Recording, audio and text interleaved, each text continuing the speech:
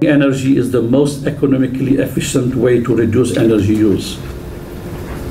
Energy efficiency is relevant to both developed and developing countries in a context where 2 to 3 billion additional middle-class consumers will arise by 2040, especially in emerging countries, that will aspire to the same level of consumption as the current developed countries.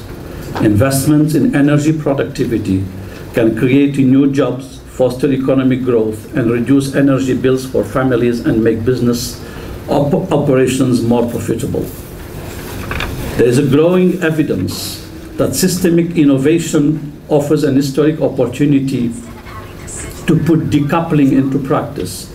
Innovation is a recognized driver for sustainable development, addressing its three pillars: economic, environment, and social, at a national macro level, as well as a driver for business success and competitive advantage at the firm level, and also at city level, which is the subject of these 2 days here in Nice in Innovative Cities.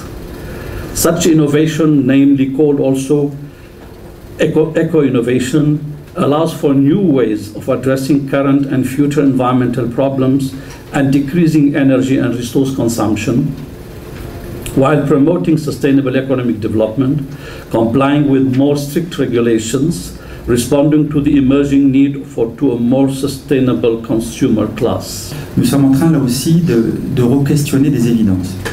J'ai envie de dire, certains, comme Arabe ou d'autres, ou moi, ou ainsi de suite, on pourrait tous faire la liste des gens dans la salle, on se connaît depuis des années pour certains. Très clairement, on plaide depuis des années pour une meilleure prise en compte de l'environnement construit dans l'agenda international.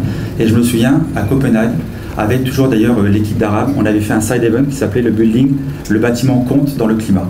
Et la salle était déjà pleine à l'époque. Et les gens étaient tous là en disant mais c'est juste évident.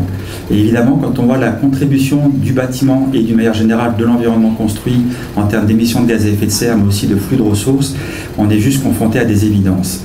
Et aujourd'hui, on a une opportunité un peu différente de re-questionner tout ça.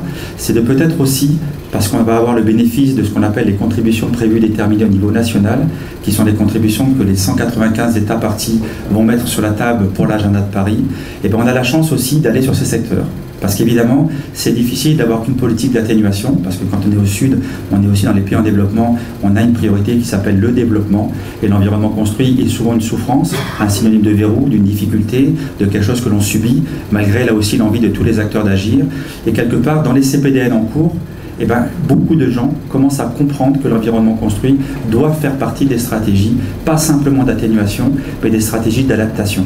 Et ça, c'est très intéressant parce que ça va nous permettre d'être sur des trajectoires un petit peu plus inspirées et de remettre des agendas politiques croisés.